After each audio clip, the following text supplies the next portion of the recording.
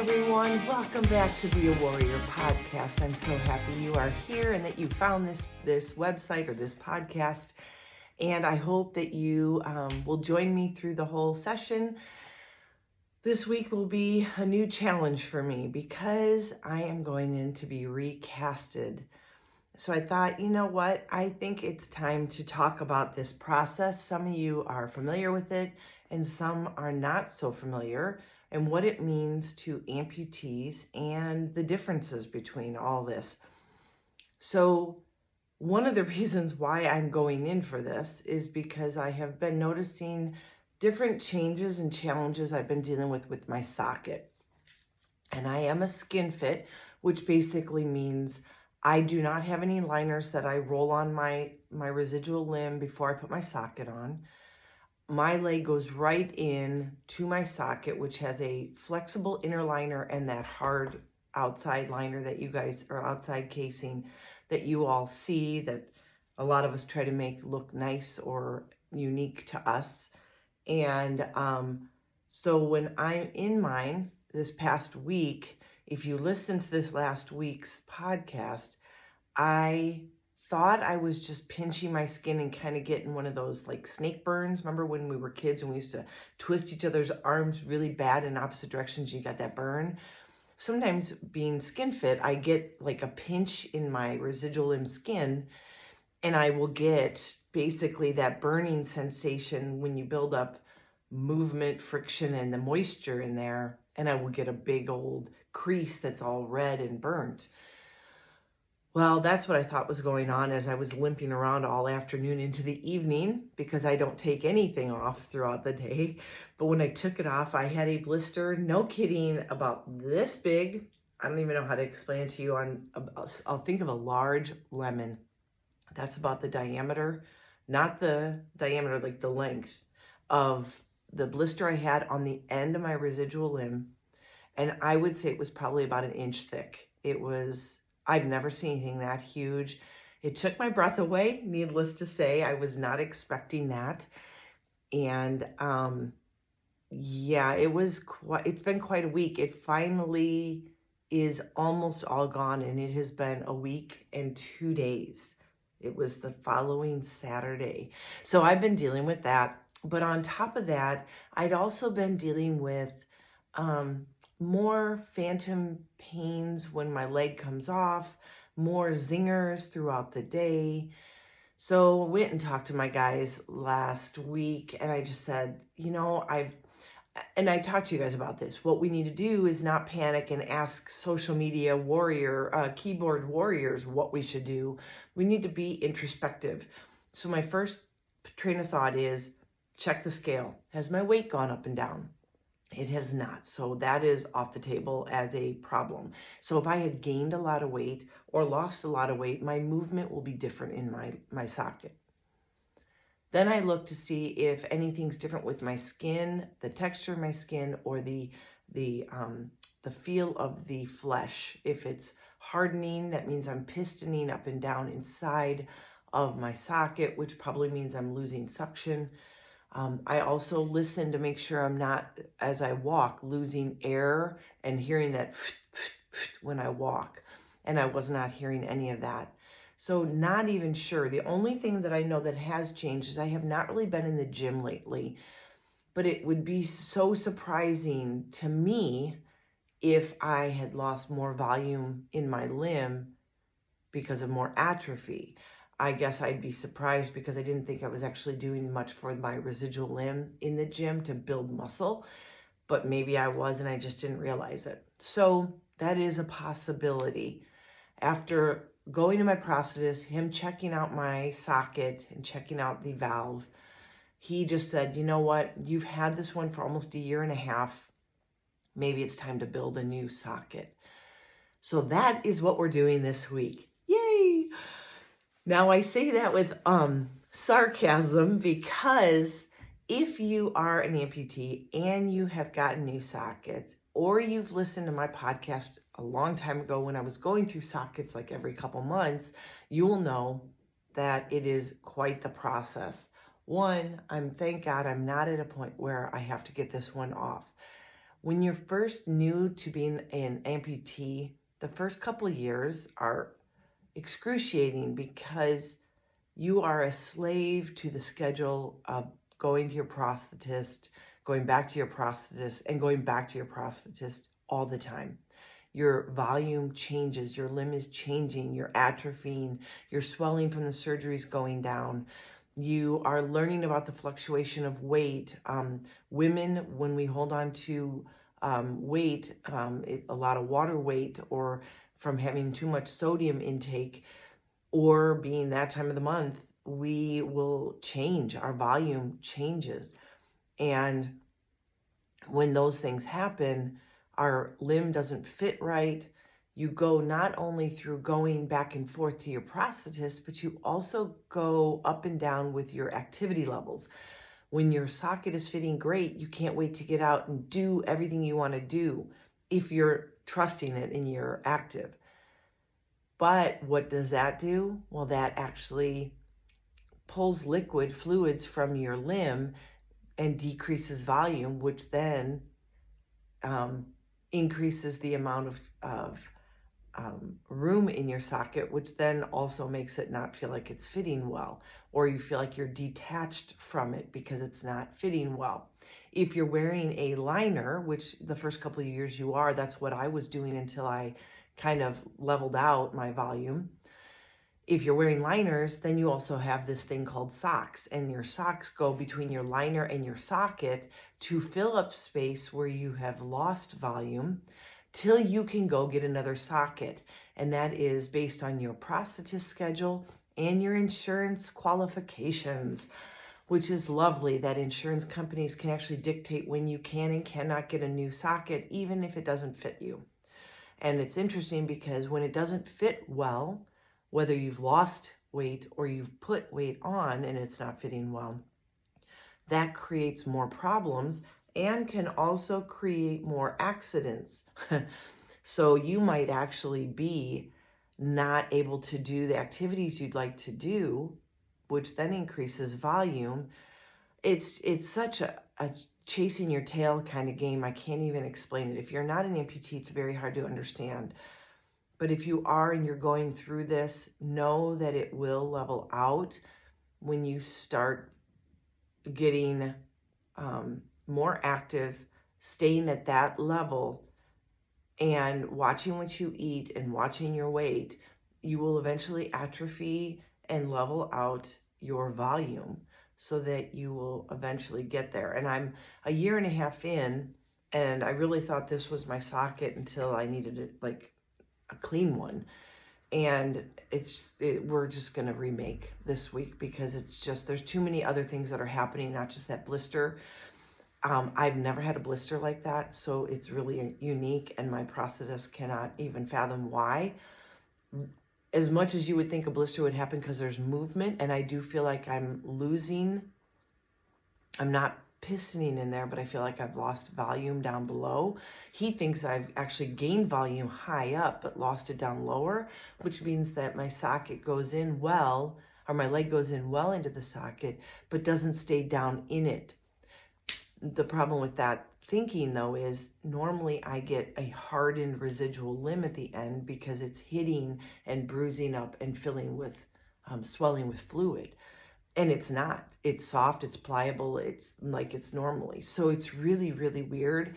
And when you sit there and you try to brainstorm with your prosthetist about what you're doing and what's going on, and he can't come up with anything, the best thing after a year and a half is, you know what, maybe it's just time to rebuild. Now, the rebuild. Again, I will give you the easiest way to understand it for everybody because we all have our feet.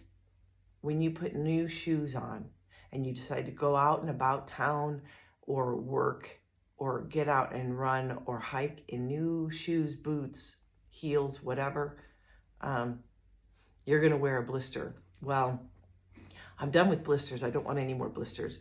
But what will happen is I will get raw marks. I will get, it'll be rashes. It'll be things like that because once I put one on, I don't take it off. idea with the pain, and I let my prosthetist know where it's rubbing the worst after using it all day for several days, and then he can make adjustments. So it is like putting on a brand new pair of sneakers and running a marathon. You kind of just figure out where it's rubbing, and then we go from there and make adjustments. And the only way to make really good adjustments in my mind, because I am like constantly in mind from the moment I wake up in the morning until I go to bed at night, is to just use it hard, and go all day, and then let him know where I'm feeling the pain. So that's what's coming. Yay. And so luckily this socket is good. It's not horrible for me right now. So I can at least have this as my backup right now and not worry about what it's going to take to get this one made and filled. And because what I'm going to do, and I'm going to document it today. I'm going to talk to my prosthetist. He's usually really good with me documenting. I'm going to try to get a video out of what it looks like 6 years in, and finally after a year and a half, creating a new socket. My prosthetist uses casting. Now, some of you that go will actually have digital videography, so they will, I mean, even my kids, when they went in for Invisalign, they stopped doing impressions with casting material. They started doing digital imaging. Well, they're doing that for prosthetics now. However, I like the way my guy does it. He casts it. He literally puts casting material on my residual limb and slides it off and has an impression of my limb. And then from there fills that casting with cement, breaks off the casting, and then he has my limb and he can create my prosthetic socket from that. And the first step is casting it, letting it dry. That's what we're doing today. So I go in really crappy pants, shorts, because I will get casting material all up in there, because he has to go all the way up into my groin. It's very personal. It's one of those situations where you just deal with it because you want the best fit and you want it way up in there.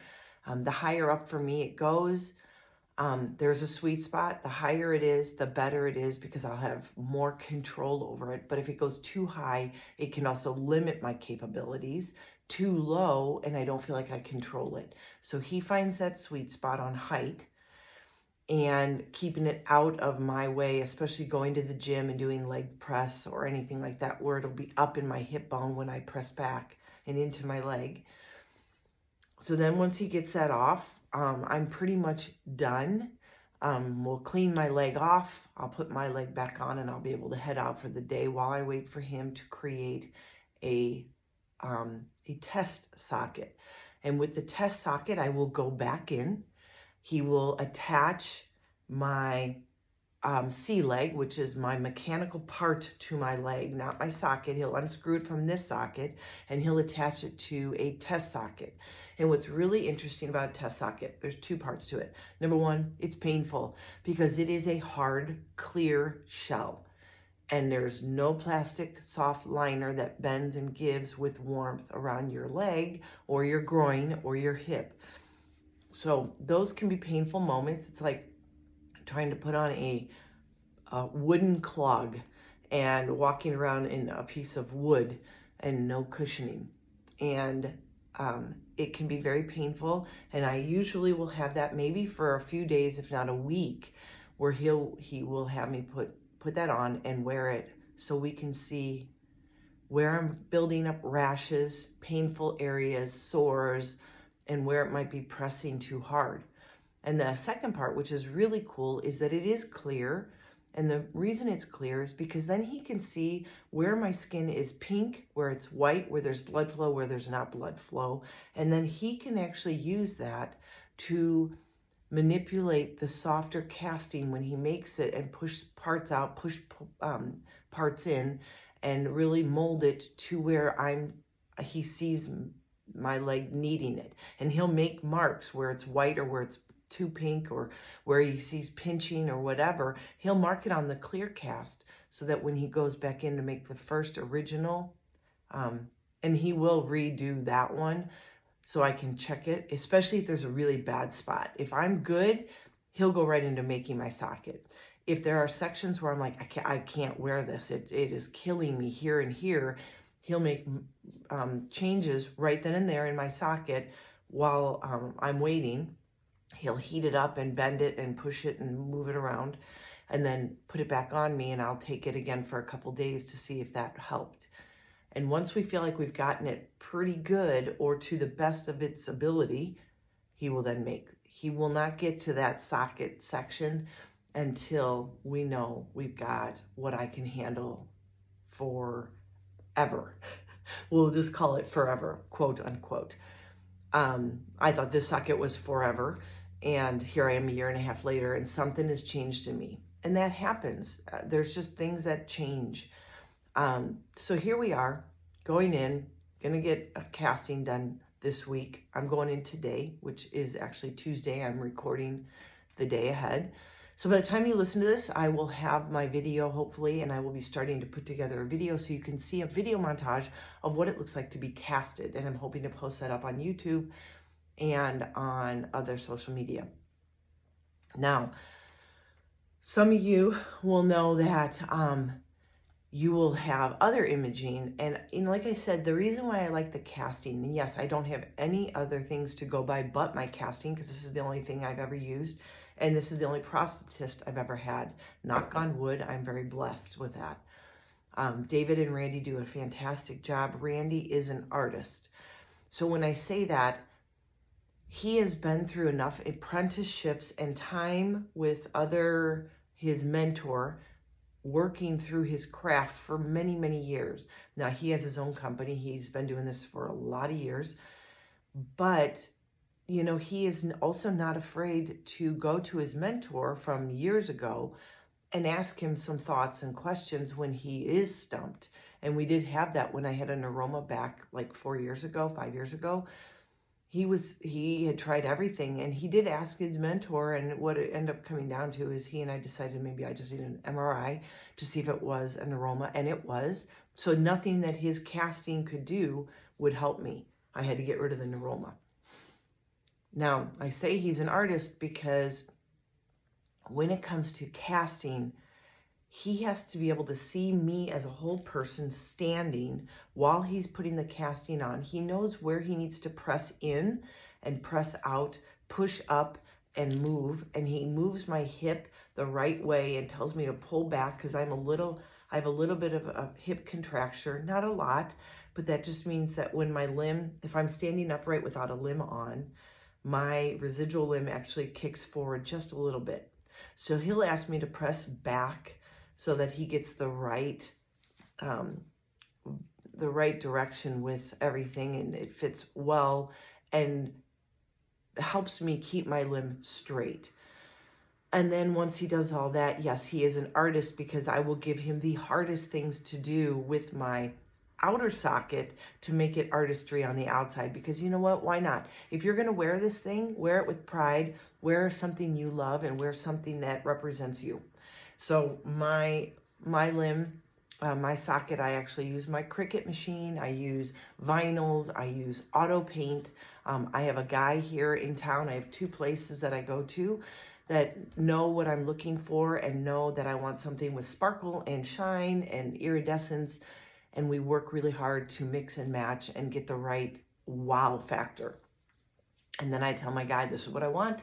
So not only does he create a socket that is beautifully fit to me, for me, especially for me, with no questions or, well, just deal with it type of an attitude, he also spends hours and hours and hours on his weekends making the final product look as beautiful as I want it. And he listens to what I'm looking for, and he helps me get it just right. And he is a perfectionist just like me, and I know he's going to give it his best. So that is what this week is all about. And I just thought, we needed to talk about casting. What I'm really excited about telling you guys this week is next week I'll be in Vegas for the F1 show, of F1 Grand Prix. I cannot wait.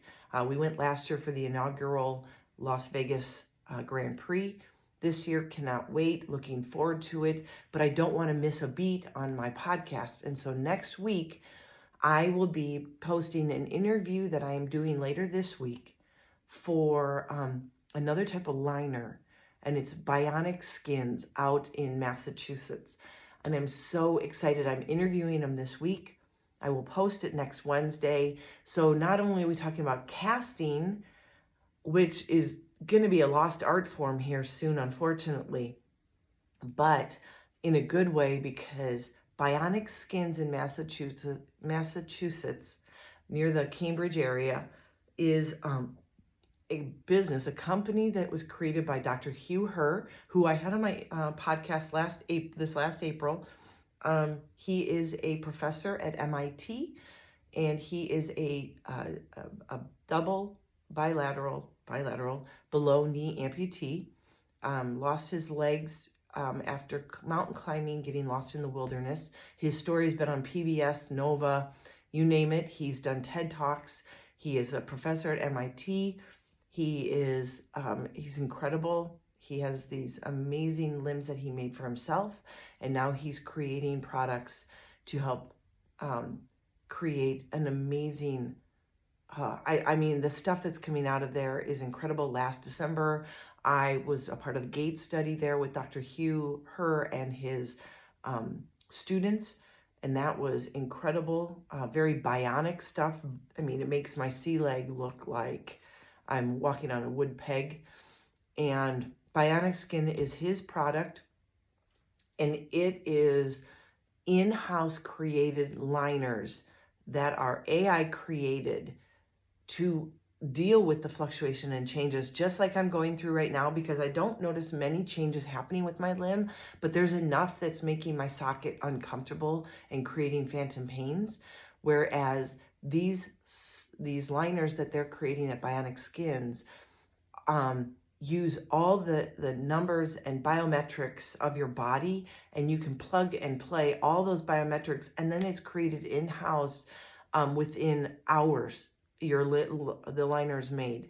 So I cannot wait for you to hear Eric and Lauren from Bionic Skins talk next week about what they do, what it's going to be good for, and how it's going to help the amputee community. So you do not want to miss next week's interview. It's going to be phenomenal. Cannot wait. They're awesome people. Cannot wait to actually look at them first. I tried to do last fall, and they had an emergency that they had to go away on. But looking forward to that interview, looking forward to meeting them in person, and hearing all about what they're doing there to better the amputee world's life. So I hope this amused you. Casting is happening today. I cannot wait. A little nervous, a little apprehensive. Starting over sucks. I'm used to this one, but sometimes you get used to it and you start sitting back going, but is this good? And I think I'm at that point where I'm like, I've got to go through that week of hell to get to something good again. So wish me luck. I'm going to head out there now. And I hope that this helps you. I'm not going to have any call to action this week, except, I guess, if you are an amputee, don't get complacent. If you are starting to realize that even after years of using your socket, something doesn't feel right, but you're just dealing with it, because you don't want to go through the whole new stuff, maybe you should, because you don't want to start bumping up and bruising up your limb and be set back weeks versus a week. So get there, talk to your prosthetist, communicate. You know, the only reason that I did this was because I didn't listen to my phantom pains, but the blister was like, hey, I'm not feeling good. And so the blister was the exclamation point on maybe it's time. And I got to tell you, this blister was god awful. It's so bad. It was so bad. There was no way I was going to post it. I would never post anything that disgusting. So use your imagination. It was nasty, and it was over my valve. I never not wore my prosthetic all week. I actually put it on every day over a blister. Just visualize that one for a second. Trying to use a bag on my leg and pulling skin in through a hole where there's already a blister there. There were times I had to pull my leg out a little bit because I would have ripped the blister open, putting my valve back in. That's how bad it was. So I'm grateful to be done with that aspect, but here we go. Changes are coming. Can't wait to show you what's going on. I will get a video up posting what it looks like to be casted for those of you that are interested. And please make sure you subscribe, because I don't want you to miss next week's interview. And I've got some other amazing interviews coming from people that have companies that help veterans.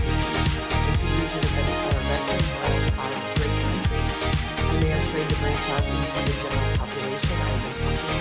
And I've got some really amazing people coming on soon. I cannot wait for you to meet and see how so many people are helping our population. Makes me feel so good, and the promise that being an amputee isn't what it used to be. The idea that you're an amputee isn't limiting anymore. It is, what can I do? What else can I do? Because the sky is becoming the limits. And there's just so much good happening in the world right now with people trying to help us, that I cannot wait to see what's on the next on the horizon. So keep listening, subscribe, share, like, and thank you again for being here. I hope you have a blessed week.